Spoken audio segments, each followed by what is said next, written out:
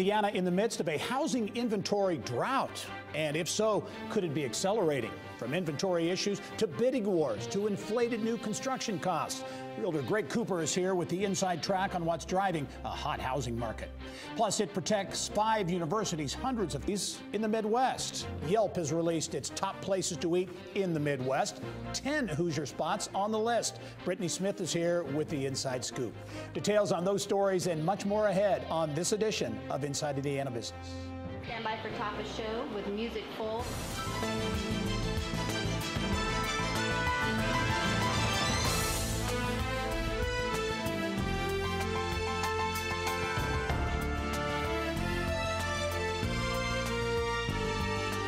Stand by D1 Sound, sponsored open with music.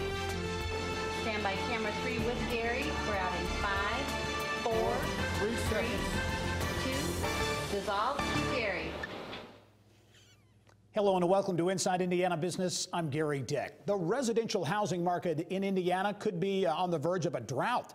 There are reports that available inventories are down more than 30% in several Hoosier cities. And it's a seller's market. Here in central Indiana, reports of home buyers receiving as many as 9 offers.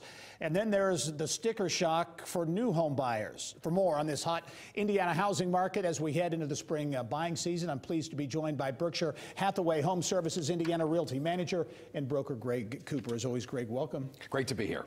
You are a busy guy. Men in your industry are. Have you ever seen a market this crazy? Multiple decades of doing this, as I have, Gary, and I've never seen it like this. Last year we got a taste. This year the gap has widened and it's much more universal in terms of its craziness. Yeah, okay, let's talk about it. Is there an inventory drought? I don't hear it called that, but I sure would call it that. Yeah. There are so few houses for so many people. When you have multiple offers over and over and over again on similar priced properties, I don't know how you call it anything but a drought. Is it accelerating? Is it getting worse? I would say it is right now. I think later in the year things will ease back a little bit, but we are in the peak of the seasonal market across the state of Indiana right now, which absolutely means the maximum number of home buyers competing for the minimum number of properties right now. I think right now, if anything, it's getting faster than it was in January. Yeah, seller's market. Give us some examples, and this is certainly not limited to central Indiana. This is all over the state. Talk about this. Well, if you have a house that especially meets the true demands of the market, it's updated, it has maybe a craftsman style, some of those gray tones that everybody finds really attractive right now.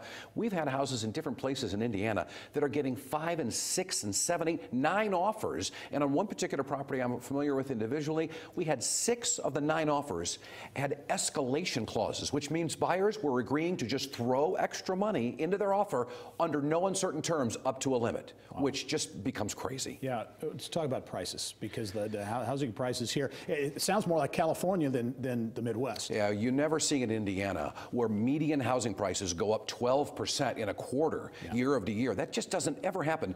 Dozens of Indiana counties in the first 3 months of 2018 saw double-digit median price escalations from 2017. And new construction, for those looking to buy new, those costs have escalated as well. It's kind of 10th grade economics. The costs of resale have gone way up. People bidding on properties driving them above list. So the cost of new construction has gone up because we have a greater demand, and materials and labor get more expensive as well. Where do you see this going? So many factors play into this when it comes to mortgage rates. Where do you see it going? Mortgage rates, as we all know, are affected by a lot of different things. It's not just the prime rate being raised by the Federal Reserve. So there are going to be a whole bunch of factors as the year wears on that will probably contribute to a little bit higher mortgage rates, depending on how high those go. Eventually, probably later 2018, we're going to see demand slide back, and we may see a little bit better balance, but it's not going to be fixed completely this year. Okay, advice, and I know the advice is different for buyers and sellers. First of all, if you're a buyer, if you want to hop in the market and buy something, what's your advice? 2 things. You have to have somebody who really knows their stuff helping you, because this is not a market for a buyer who has the faint of heart.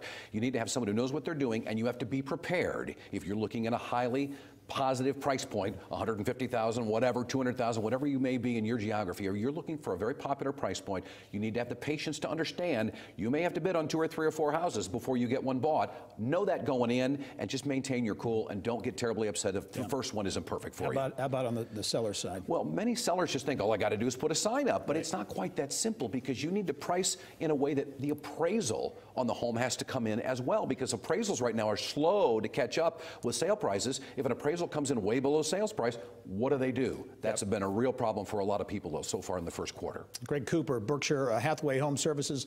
Indiana, great perspective on a crazy market, and I'm sure we'll be talking about this later. Thanks for joining us. Great to be here. All right.